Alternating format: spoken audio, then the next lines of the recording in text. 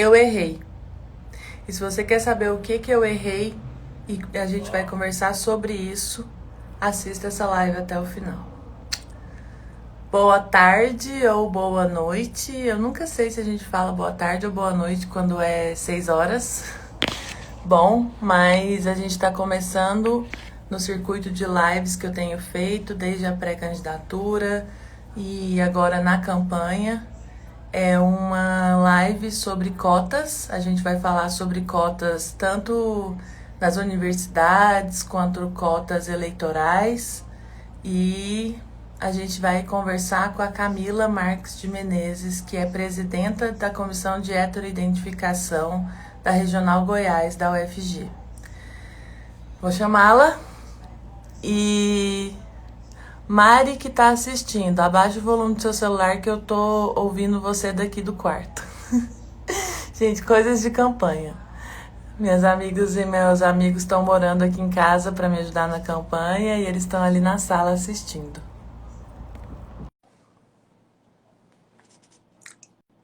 Pessoal do Facebook, a gente está transmitindo também. Olá, Mari. Oi, amiga. Oi, amiga. Tudo bem? Dá para ouvir sem o fone?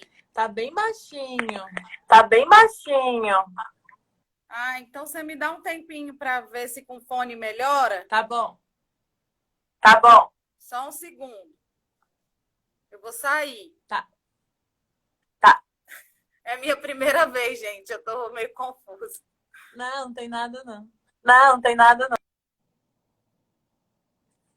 Vamos esperar a Camila então, gente. Enquanto isso, o que vocês estão fazendo? Vocês estão acompanhando a campanha? O que vocês estão achando?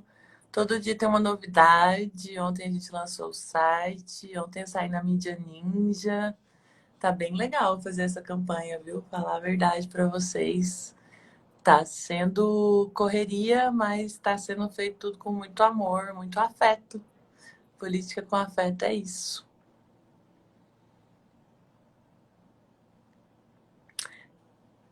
Vou esperar a Camila voltar. Ó, voltou.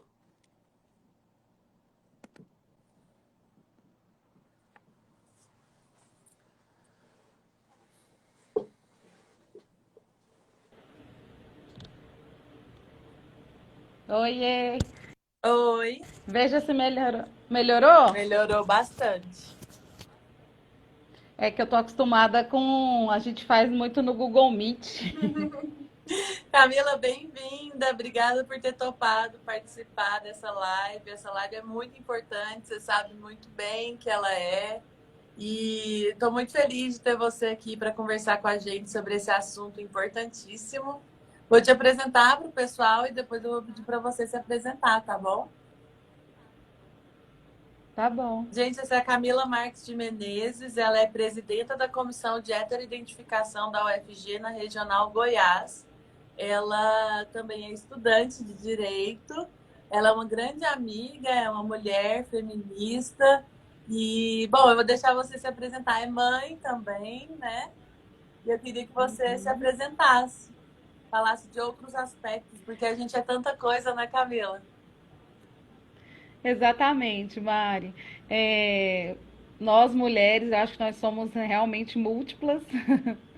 Não que os homens não sejam, mas eu ainda acredito que nossa multiplicidade ela é única. É, até parece até paradoxal isso, né? Mas eu, como a Mari falou, eu sou servidora pública, sou secretária executiva na Regional Goiás UFG. Eu sou mãe solo de um menino de 5 anos. É, eu sou estudante de Direito, sou graduada na UFG em Letras, Português e Francês, sou especialista pelo IESA na UFG, estou como presidente da Comissão de Heteroidentificação, que é mais conhecida como a Banca de Verificação de Autodeclaração das Cotas Raciais, né, na Regional Goiás. Sou feminista negra, né, me autodeclaro como mulher negra, e aí a gente vai discutir sobre isso, sobre o que é ser negro, ou vamos falar um pouquinho disso também. de como as pessoas nos veem, mas essa é a minha identidade racial, é assim que eu me vejo e este é o meu local de fala. É, é bom de vocês me conhecerem, porque a partir daqui vocês vão saber o que também muita gente tem debatido sobre qual o seu lugar de fala, né? Esse é o meu lugar de fala, de mãe, de mulher negra, de pele clara, porque eu não me adapto muito à terminologia parda, mas de mãe, de mulher negra, de mulher sindicalista, de mulher feminista, de mulher antirracista, é esse o meu lugar de fala hoje. Muito maravilhosa.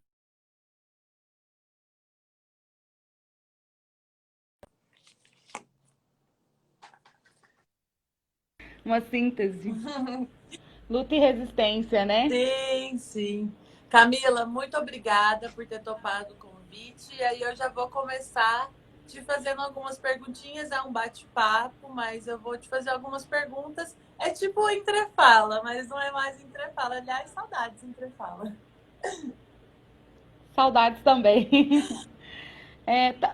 Só porque eu não tô vendo direito, tá aparecendo assim a metade do meu corpo, é isso? Tá aparecendo daqui do pescoço para cima. Ah, então é como eu tô me vendo mesmo. Então tá. Amiga, eu queria Eu que você tô no celular. começasse falando um pouco sobre o histórico de cotas no Brasil. Né? Acho que você tem toda a capacidade e por estar na comissão de heteroidentificação, é o seu trabalho, inclusive, né? Mas eu queria que antes da gente chegar na universidade, antes da gente chegar em cotas eleitorais, antes da gente discutir outras questões que eu preparei as perguntinhas aqui para você, eu queria que você falasse um pouco desse histórico das cotas no Brasil, né? Apesar de eu ser historiadora, né, ser doutora em história, mas esse não é um acúmulo e eu reconheço que eu não tenho acúmulo para falar sobre esse tema. Então eu estou aprendendo aqui junto contigo e eu queria que você falasse um pouco sobre isso. Mari, importantíssimo é isso que você colocou, é que é um assunto que todos nós deveríamos estar aprendendo juntos, né? Deveríamos sempre estar debatendo juntos e que a academia falhou e tem falhado conosco, né? Nas nossas graduações, pós-graduações, a gente não tem debatido questões étnico-raciais, né? As relações étnico-raciais não são debatidas, não, nós não temos formação, né? Então é importante eu destacar aqui também que eu sou pesquisadora de relações étnico-raciais. Então, assim, eu vou falar dentro da propriedade daquilo que eu estudo e tenho estudado, mas que é um aprendizado contínuo, né?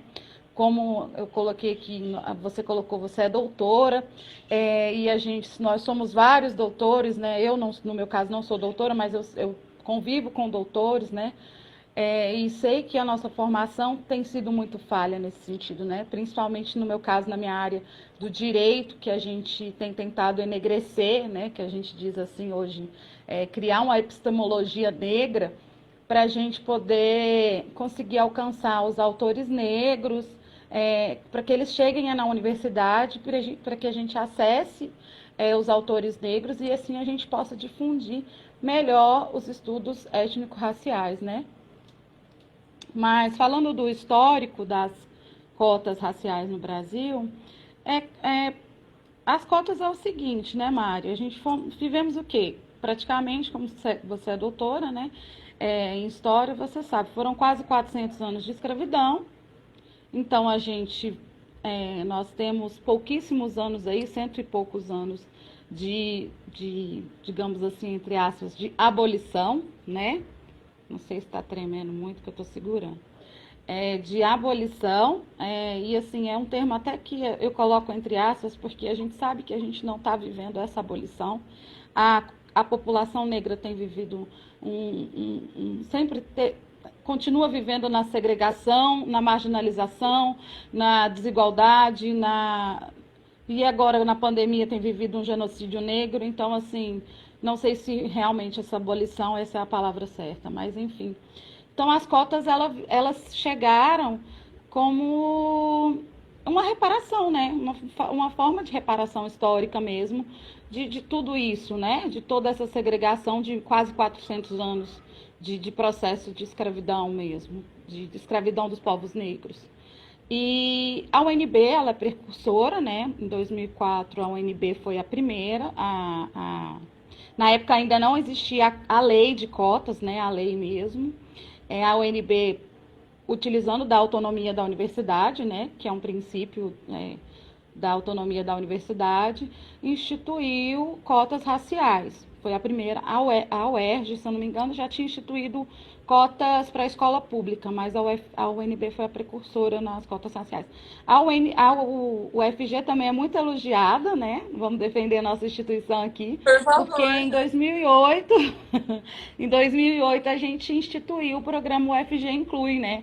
Que definia uma vaga para estudante indígena e uma vaga para estudante quilombola, negro quilombola, né, que fique claro, negro quilombola, nos cursos de graduação da UFG.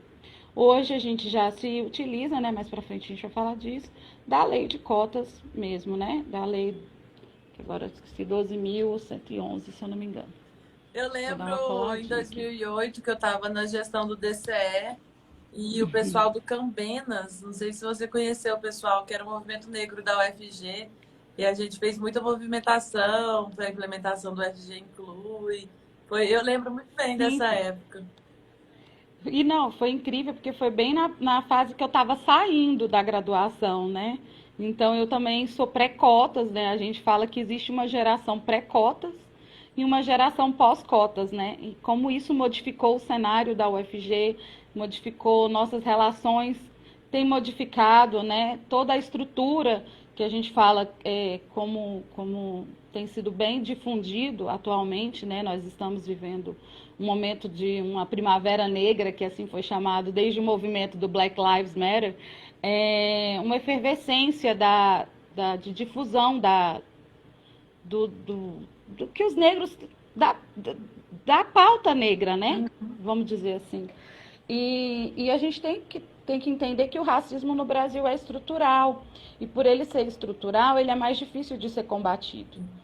E a gente tem que ir mudando isso a partir das estruturas de poder. E essas estruturas de poder, elas, inclusive, elas estão na universidade, né? Elas estão na universidade. A partir dali, a gente, né? Se a gente não consegue botar negros na universidade, como que a gente vai mudar essas estruturas de poder? Se a gente não consegue candidatos negros, como a gente vai mudar essas estruturas de poder?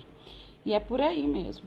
Bom, a gente já começou então a falar sobre as cotas nas universidades. Eu queria que você trouxesse um pouco da sua experiência como presidenta da Comissão de Heteroidentificação, que a gente sabe que na UFG, em vários lugares, antes era autodeclaratório e depois mudou-se para ter essa Comissão de Heteroidentificação. Eu queria que você explicasse o porquê dessa mudança e falasse um pouco da atuação da comissão, como é que vocês trabalham, enfim, como que é feito essa heteroidentificação.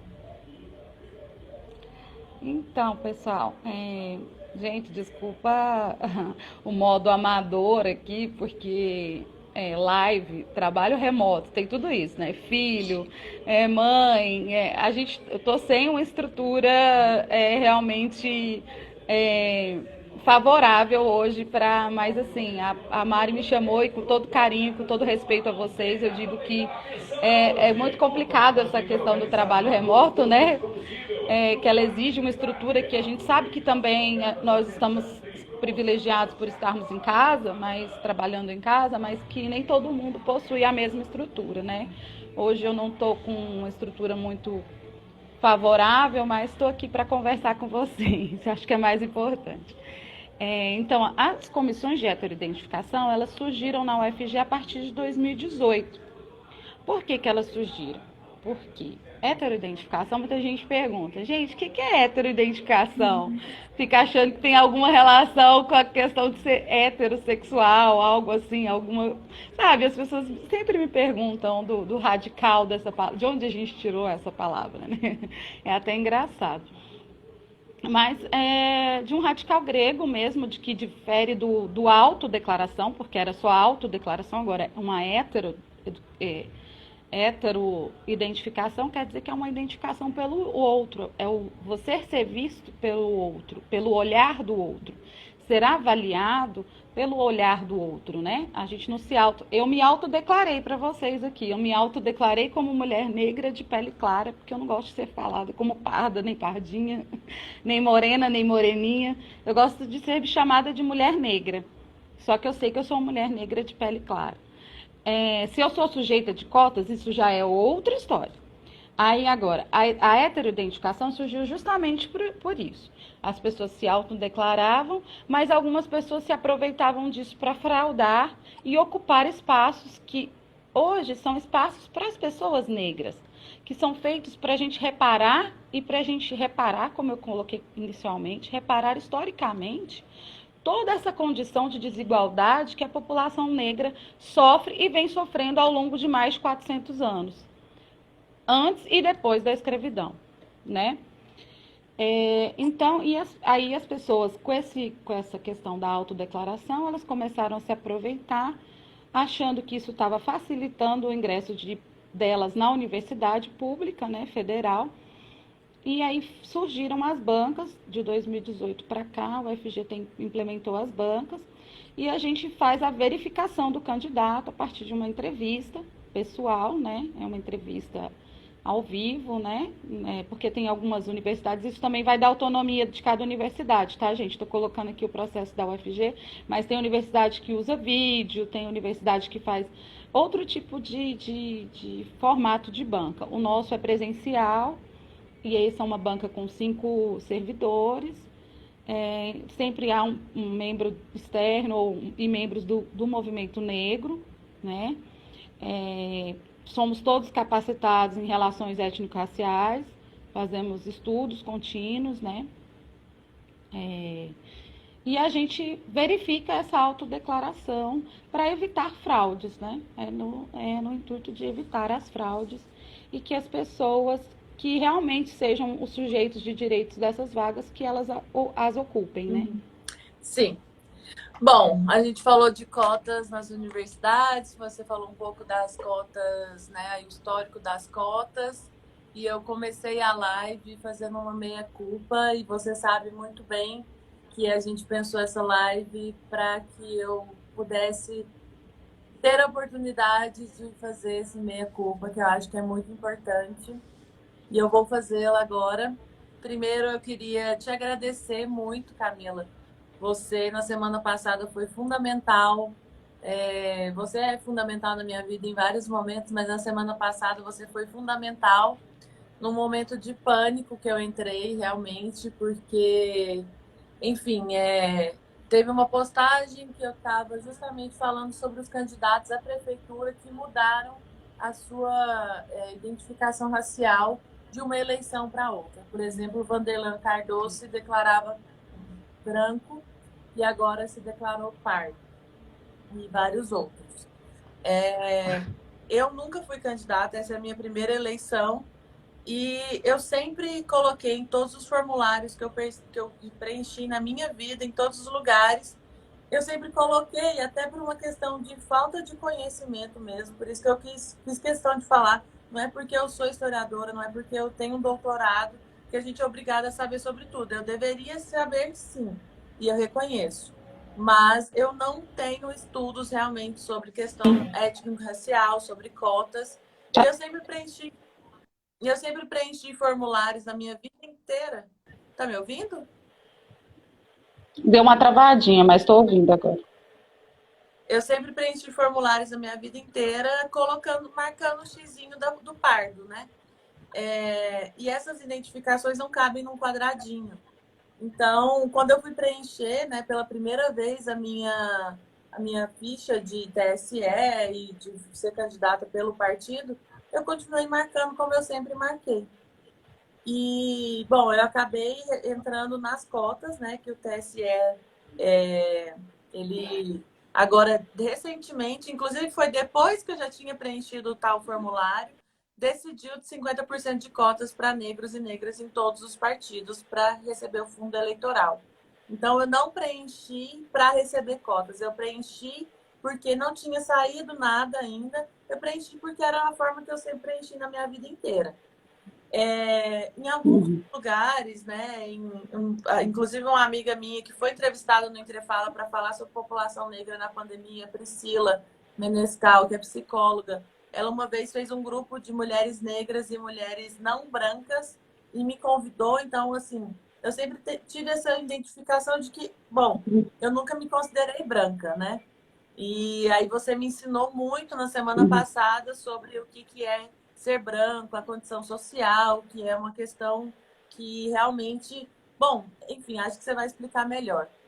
E aí acabou que eu recebi a cota do partido e teve uma grande discussão aqui nas minhas redes sociais. Se as meninas que fizeram essas críticas estiverem assistindo, eu queria agradecê-las profundamente, porque me fez repensar muita coisa. Eu levei isso para análise, eu discuto isso na minha análise há mais de 2 anos, e eu levei toda essa discussão também novamente para análise. Me fez refletir muito. No primeiro momento me fez sentir pânico mesmo, porque eu, em momento algum, quis ser corrupta, quis receber dinheiro a mais. Em momento algum eu quero me igualar a Vanderlan Cardoso ou qualquer um desses políticos que fizeram isso. Eu simplesmente preenchi um formulário como eu sou acostumada a preencher, sem muita reflexão. E muito antes do TSE ter essa decisão judicial. Então, bom, o frigir dos ovos, a solução que foi encontrada, eu consegui, dentro do partido, eu devolvi essa cota, né? E aí ela vai ser redistribuída para os candidatos negros e negras e pardos.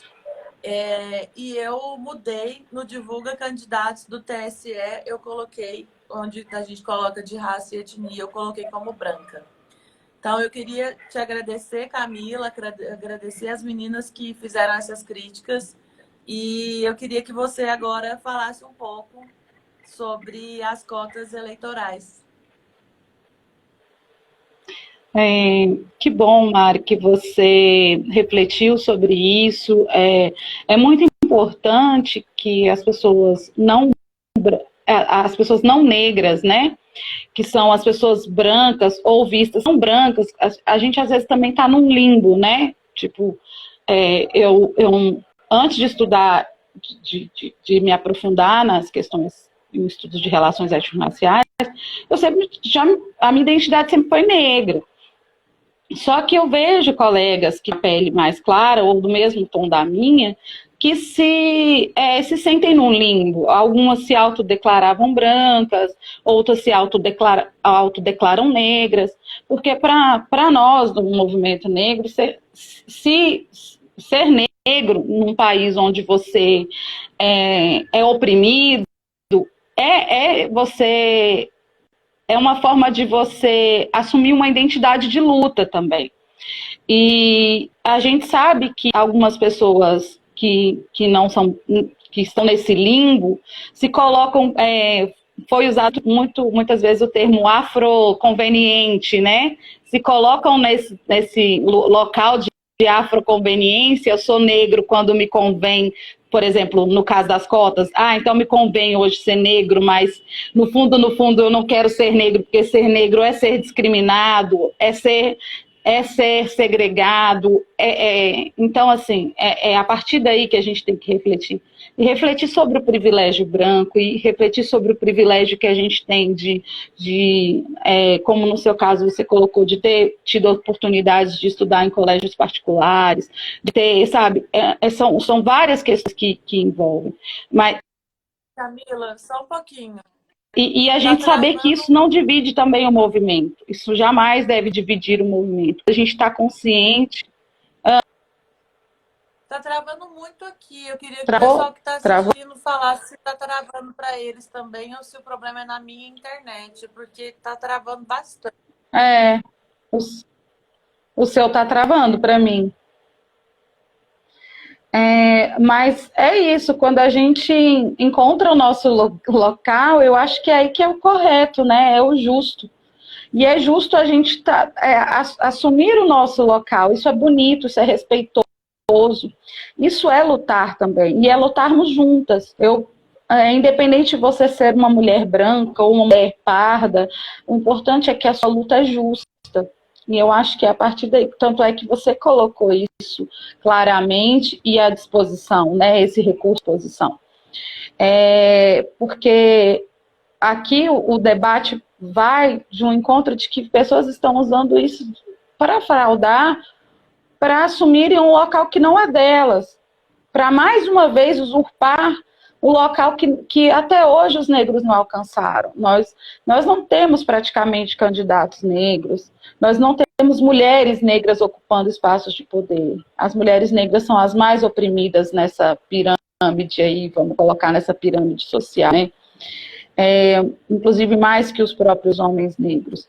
Então é muito complicado, né, essas pessoas estarem utilizando dessa terminologia que o IBGE criou para juntar os pretos e pardos dentro da categoria negra, pessoas que se colocam como pardas, mas elas não sabem que pardo é negro. Como a UFG coloca PPI, pretos, pardos, indígenas, as cotas são... Mas a gente chega para o candidato e fala assim, você se autodeclara negro? Aí ele, não me autodeclarei negro, eu me autodeclarei pardo. Aí a gente fala, mas você sabia que pardo é negro? Aí ele, não sabia. Então aí, entende? E essas pessoas têm utilizado, algumas têm utilizado mesmo de forma... para fraudar, para ocupar espaço que já é um espaço hegemônico branco, de homens brancos principalmente, né? Que a gente sabe que as mulheres, né? Você está aí entre poucas mulheres que são candidatas. E que na Câmara hoje eu acho que nós somos 15%, né, da bancada de mulheres, 14. De 14%, né? São 513, se eu não me engano, deputados, e 15% só são mulheres. E desses 15%, eu acho que muito menos são mulheres negras. Então, foi um projeto da Benedita da Silva, né, candidata, deputada federal do PT, mas com o apoio total do pessoal que entraram com... Então, foi muito bacana essa junção, né, desses partidos, em defesa dessas cotas, né? E eles conseguiram, com o voto do Ricardo Lewandowski, ministro do STF, que isso já fosse implementado a partir desse ano, porque eles estavam esperando para o próximo pleito já de presidente, para presidente, né? E já foi inserido nesse pleito. Só que alguns partidos também estão fazendo igual eles fazem com as cotas de gênero, né? As cotas para as mulheres. Estão usando candidatos laranjas, entendeu? Assim, a gente está cumprindo aqui a cota, quero o recurso, mas no fundo não estão lançando realmente esses candidatos. E mantém essa hegemonia, como a gente tem visto. Em Goiás é muito assim, essa política oligárquica, né? Essa política que a gente tem do coronelismo, a gente vê muito as famílias tradicionais se reelegendo, e reelegendo esposas e filhos e etc. E esses nomes não saem, eles estão o tempo todo ali. Então a gente não, às vezes as cotas elas nem conseguem alcançar, nem esses candidatos estão se propondo, porque eles surgem às vezes nos partidos como candidatos laranja. Isso é muito complicado, né? Amiga, eu queria... Bom, primeiro, queria te perguntar...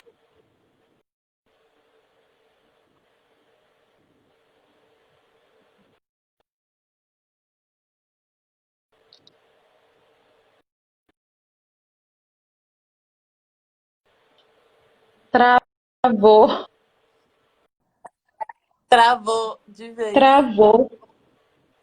Travou legal. Você ouviu? Até que parte? Eu só ouvi, amiga, eu queria te perguntar. Não, tá bom. Mas não. Vou começar de novo falando que eu queria te falar antes de eu te perguntar, eu queria te falar sobre uma questão que você falou sobre a gente estar sempre aprendendo juntas, né? E o quanto isso é bonito, o quanto isso é importante. E eu queria ressaltar também a importância da gente saber fazer autocrítica e reconhecer quando errou. Mesmo quando a gente erra sem querer, mas que a gente saiba vir publicamente dizer eu errei e fiz o que era possível para arrumar. E foi possível, felizmente. Ontem saiu, a gente fez uma petição dentro do partido e foi possível arrumar corrigir esse erro meu. E acho que é muito importante a gente também ter a humildade de saber quando errou e aprender muito. E é por isso que você está aqui também, para ensinar para todo mundo. Então, antes de eu fazer a minha pergunta, a gente estava falando sobre cotas eleitorais, e aí eu me lembro que na semana passada você falou que o movimento negro está de olho, né? Nas autodeclarações dos candidatos e tudo mais.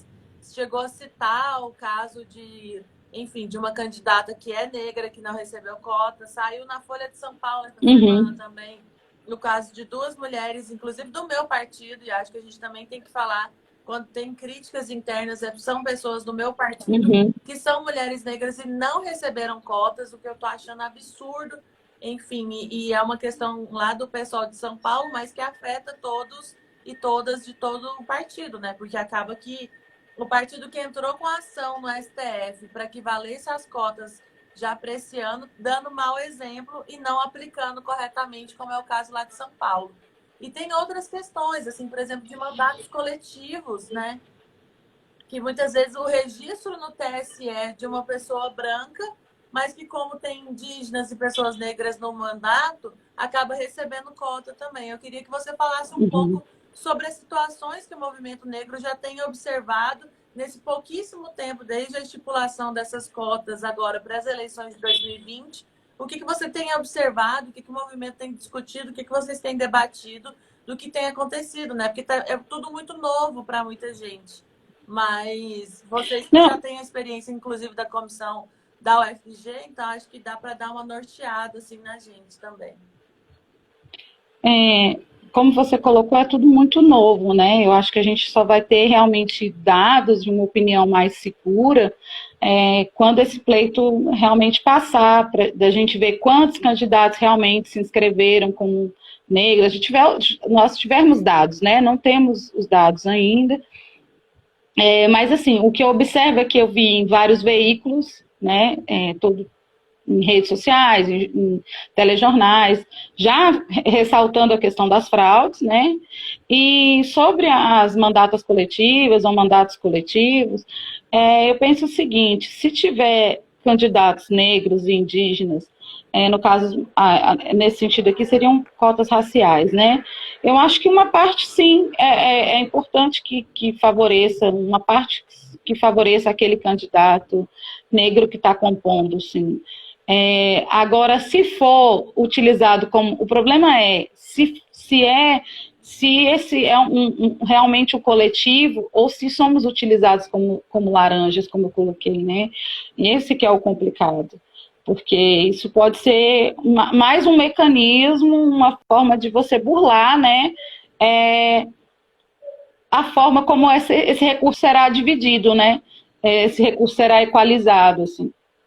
Então, é muito complexo. Realmente, eu ainda não temos resposta para isso, só que é algo muito complexo e que a gente vai ter que observar ao longo do processo eleitoral desse ano, né?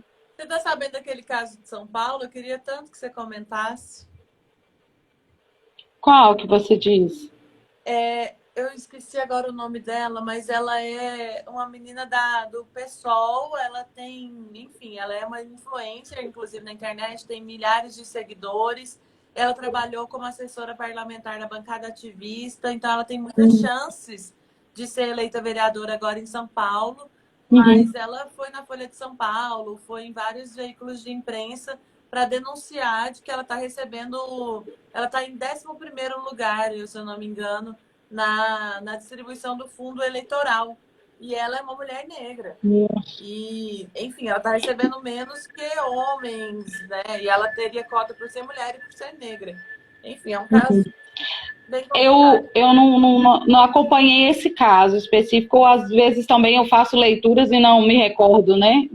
Não me recordo, mas posso ter lido algo nesse sentido, mas sobre isso, eu vi alguns relatos, sim. Acho que, inclusive, na página da prefeita, da Renata, que é a candidata à prefeitura do Rio de Janeiro, Renata Souza, né, se não me engano? Isso. Ela é do pessoal também, né? É. Então, eu acho que vi relatos na página dela relatando algo sobre isso, exatamente sobre isso, falando que candidatas negras, inclusive a candidata que eu apoio aqui na cidade de Goiás, ela é uma mulher negra que não, não tem recebido de acordo, né? Porque isso também vai dentro de uma lógica do partido, né? Todo partido tem suas lógicas aí, dentro dos partidos a gente sabe que o TSE não vai alcançar lá dentro, né? Aí teríamos que ter denúncias, teríamos que judicializar, teríamos que jogar nas redes, falar, igual o problema das fraudes. Muita gente nas universidades tem colocado no Twitter, tem colocado nas redes sociais, mas é importante judicializar também, para que a gente tenha um meio formal para a gente possa dar um meio formal de resposta e ter dados concretos para que a gente possa realmente tentar modificar essa estrutura, né? Uhum. Que, como eu te falei, é uma estrutura branca, hétero, cis, patriarcal, né? E o problema, ele é todo esse, né? São os homens brancos que estão no poder.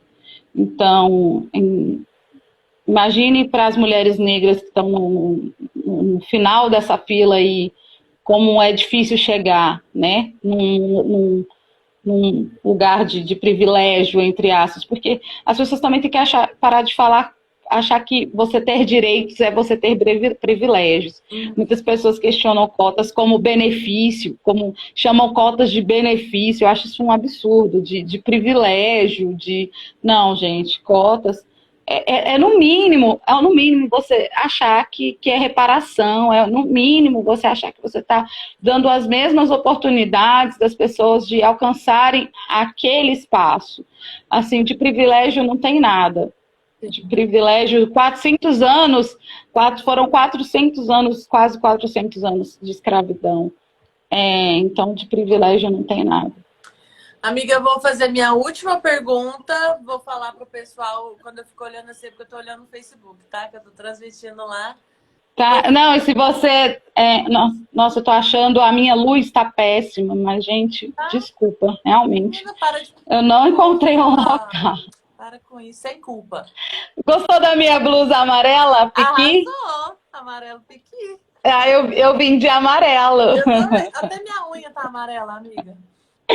Adorei. Eu vou fazer minha última pergunta. É tudo simbólico. Né? Tem toda uma simbologia aqui, ó. Você ficar olhando a amarela, a cortina vermelha atrás, meu batom vermelho. Eu vou fazer minha última pergunta e aí eu vou pedir para o pessoal, tanto do Instagram quanto do Facebook, para ir mandar perguntas para você. Quem quiser mandar perguntas para Camila, agora é o momento, enquanto ela responde minha última pergunta, porque a gente tem que encerrar daqui a pouco, porque eu sei que a senhora tem aula, né?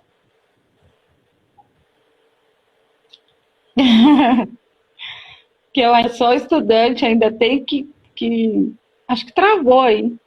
Acho que ainda tem que fazer tem que fazer. Pode fazer sua última pergunta. Tá bom. Bom, você falou um pouco, né, durante as outras respostas sobre as cotas e tudo mais, mas eu queria que você falasse melhor um pouco sobre a questão do que é ser pardo, né? Eu já ouvi muitas vezes, inclusive veio do movimento negro, falar que pardo é papel, né? Então, acho que tem uma diferenciação também do que é ser negro no Brasil, eu imagino, do que é ser negro nos Estados Unidos, né? Porque aqui, e aí eu não quero aqui cair no mito de democracia racial, nem falar de miscigenação, porque a gente sabe que democracia racial no Brasil nunca existiu, mas que aqui tem essa questão da própria nomenclatura de pardo, né? E que confunde muitas vezes as pessoas. Então, eu queria que você falasse um pouco sobre isso, assim, se há uma definição do que é pardo. Você me disse que isso, inclusive, é uma discussão que não está fechada completamente dentro dos pesquisadores e pesquisadoras de relações raciais. Então, que você explanasse para a gente um pouco sobre essa questão de o que é ser pardo. Por que me confundiu e por que confunde tanta gente? Eu acho que o primeiro de tudo eu tenho que colocar aqui, deixar bem claro que não existe democracia racial no Brasil. Isso é mais importante que todo mundo entenda. O que seria democracia iguais? Nós não somos, e não somos. Todos somos miscigenados, todos nós temos ascendentes, ou brancos, ou indígenas, ou negros. Sim, temos, mas o Brasil é racista e o Brasil escravizou povos negros. Os outros povos não foram escravizados. Os povos negros foram escravizados e eles sofrem com o reflexo desse processo de escravidão até hoje. Então, o ser pardo, vamos dizer assim, não vai além para mim. Eu faço a leitura que a minha cor ela é parda, né? Eu sou definida parda, mas como eu te falei, eu não gosto muito dessa terminologia, que é uma terminologia criada pelo IBGE, né? Mas que ela, a fins de leis, né? A fins legais, é uma nomenclatura legal, né? Legalmente utilizada, pardos e pretos. Pretos são as pessoas retintas, né? São as pessoas com a pele mais escura. Elas são unidas na categoria negros. E as outras pessoas são consideradas brancos. Os negros no Brasil, eles foram e são racializados. E aí a gente teria que discutir miscigenação, processo de eugenia e tudo mais, e é muito complexo. Mas hoje tem uma pauta que ela é recente, entre aspas, mas que surge nos Estados Unidos com a Alice Walker, que é o colorismo. A Alice Walker é a autora do A Cor Púrpura, um livro que virou filme, que é muito conhecido. E ela foi uma das primeiras autoras, ela é feminista negra, a utilizar o termo colorismo. Né? Isso é um termo que veio dos Estados Unidos, é estadunidense. E para definir que no Brasil seria uma pigmentocracia, ou seja, quanto mais escuro o tom da sua pele, há uma maior probabilidade de você sofrer o racismo, de você ser segregado. Então, assim, digamos, eu sou mais aceita, porque eu tenho, digamos assim, quanto mais clara eu sou, mais aceita eu sou nessa estrutura racista, você entende? Então, como o Brasil é uma estrutura toda fundada esse racismo nosso é estrutural, então a nossas estruturas institucionais, nosso pensamento individual, e as pessoas têm que desconstruir isso, de que quando elas falam somos todos iguais, eu até entendo que algumas pessoas não compreendem. Não é no sentido de que, sim, somos todos seres humanos, mas é importante você entender que os outros seres humanos que estão no Brasil, os que foram escravizados, são diferentes nesse sentido. Ela oprime, ela violenta, ela mata. Então é aí que a gente tem que entender.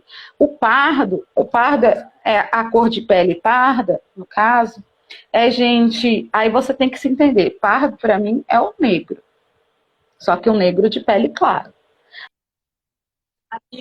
Agora, o não branco, tem pessoas não brancas, no seu caso, não se vê como branca, porque você tem um cabelo também cacheado. Só que a gente fala que os traços fenotípicos tem que ser negroides, né? A gente tem uma boca maior, um narigado, né?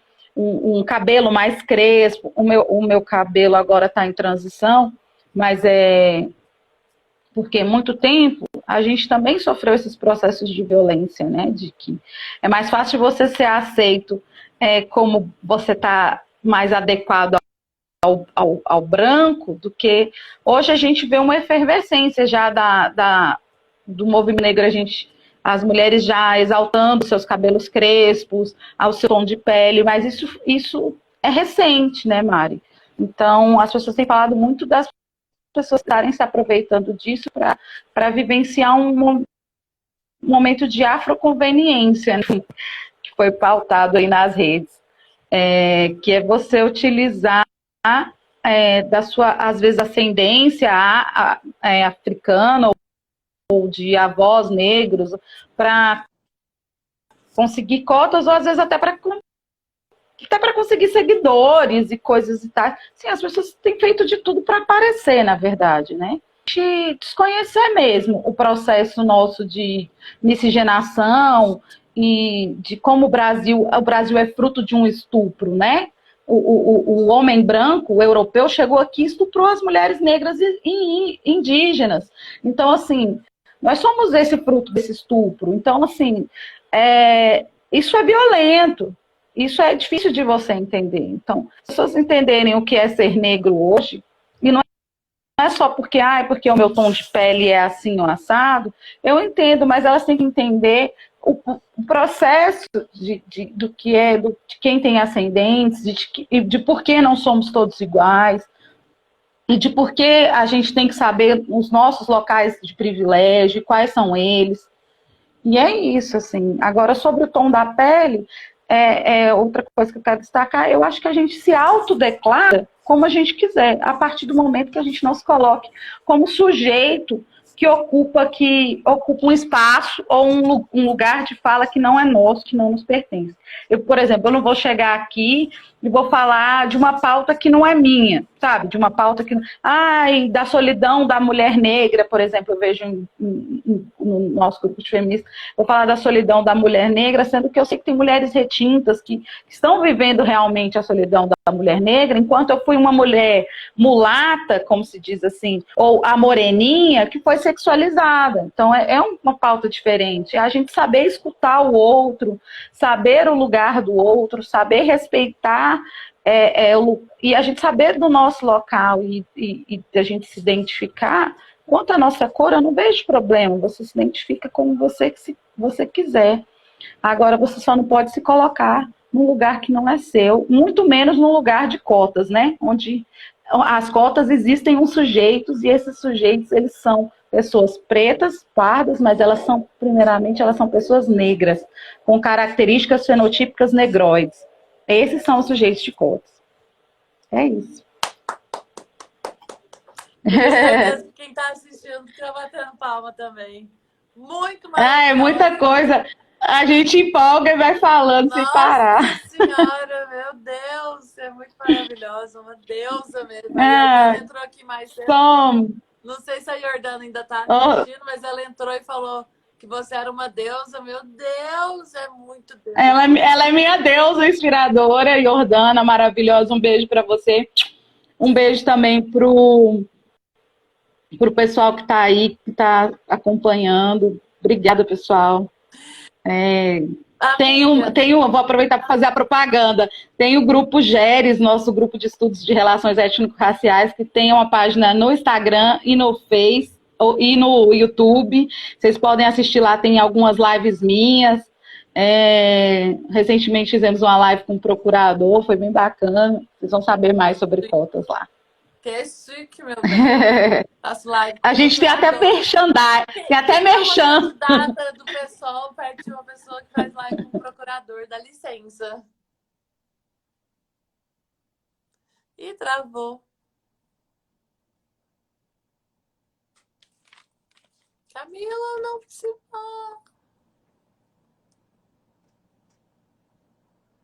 Camila?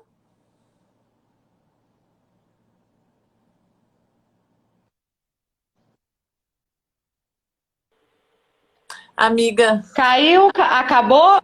Deu Travou. 7 horas? Travou, mas olha... São quantas? Não teve nenhuma pergunta, porque eu acho que a senhora lacrou tanto e falou tão bem que ninguém teve dúvida nenhuma. E tá dando 10 para 7, eu acho que você tem que se preparar para sua aula.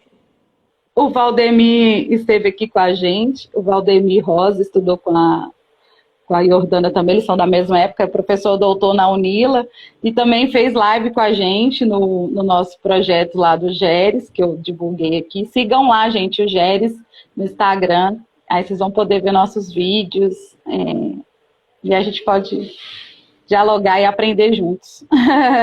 Tá bom, amor. Vamos encerrar, então, para você se preparar para a sua aula. Vamos. Eu queria te agradecer pela milésima vez. Eu não canso de agradecer, não só por essa live, mas pela sua presença na minha vida, pela sua amizade, que é um presente de Deus, assim.